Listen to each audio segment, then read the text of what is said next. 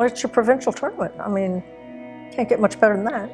It's getting all the Ontario people to come out and golf. It's great golf, and you're going to see some young players in there that are going to go on to bigger and better things.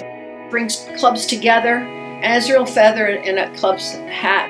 The Ontario Women's Amateur Championship was first played in 1904. Florence Harvey from the Hamilton Golf and Country Club was the event's first champion. She would go on to add 3 more Ontario Amateur Championships to her name. As for the Hamilton Golf and Country Club, it hosted the event for many of its infant years before the championship was forced to go on hiatus from 1915 to 1920 because of World War I. When the tournament resumed, it began visiting numerous courses around the province. At the same time, a new name emerged as a perennial favorite, Ada Mackenzie. Mackenzie won the championship 6 times between 1922 and 1939, when it again was forced to be cancelled for the Second World War.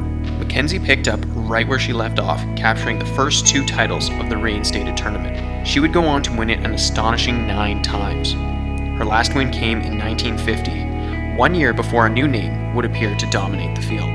The first time I played in it, I was 16, and it was at Mississauga, and I qualified.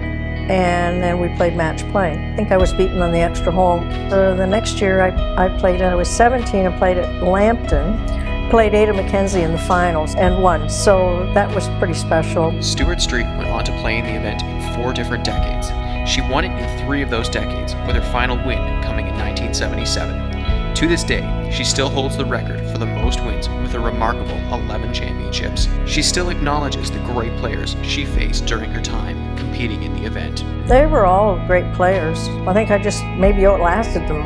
A good player at that time too was Kathy Shirk. We had some good final matches, Kathy and I. We had a depth of good players in Ontario.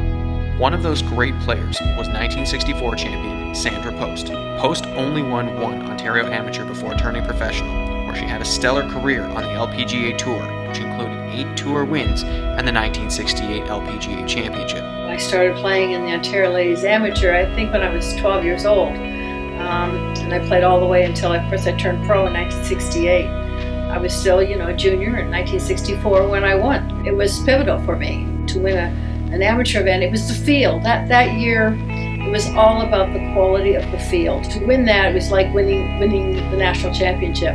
In those times, we didn't have a lot of tournaments to play in. So you aimed at the provincial and the national levels, because those are your best tournaments. That's where everybody played. There were a couple of others that were really good players, and namely Gail Harvey and Sue Hilton. You looked at the qualifying, because it was a match play event, you wondered how we were ever going to get through to the final with that field. And we had great times because we had great competition. To win that event, my name is on the trophy with all who's who in Ontario women's golf, and then therefore who's who in Canadian women's golf. 15 years after Post's win, another one-time winner captured the crown.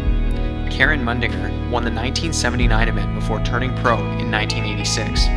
Mundinger, now a teaching pro, shares what her win was like and how the championship is the calling for the best players in the province. It was at Brantford Golf Club, and I think I shot a course record the last day to get in this playoff.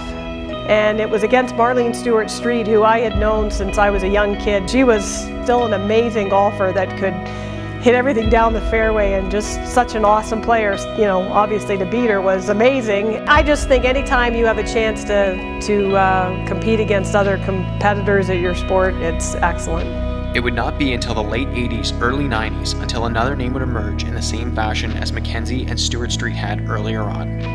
Maryann Hayward first captured the title in 1983, but she would not lift the trophy again for 7 years, after which she put together an impressive streak of 3 titles in a row from 1995 to 97. Never really expected to win 3 in a row, but as fate would have it, that's what happened. I mean, Ontario's always been a bit of a powerhouse for golf talent and results, and I think it's sort of coveted. I know the first time I played in it, it was sort of felt it was a step up, and I've always felt it's probably the second major event in Canada for women's golf, just next to the Canadian Am. It was 10 years after my first Ontario win that I won my first Canadian, and almost 10 years after that, 11 years after that, when I won the US Mid-Am. So I think those are all stepping stones. The depth of the quality of the field in the Ontario Amateur just gives you a lot of confidence to move you to higher levels and bigger wins.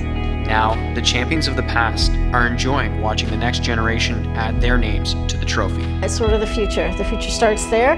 There's so many good, young, talented players, and that's where they're all going to gather. It's a great look into the future.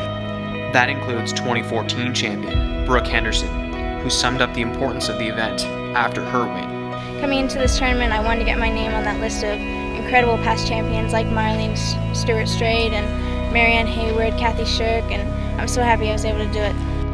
Honoring the past and celebrating the present make it special for all of the names that remain in the record books and for those yet to come.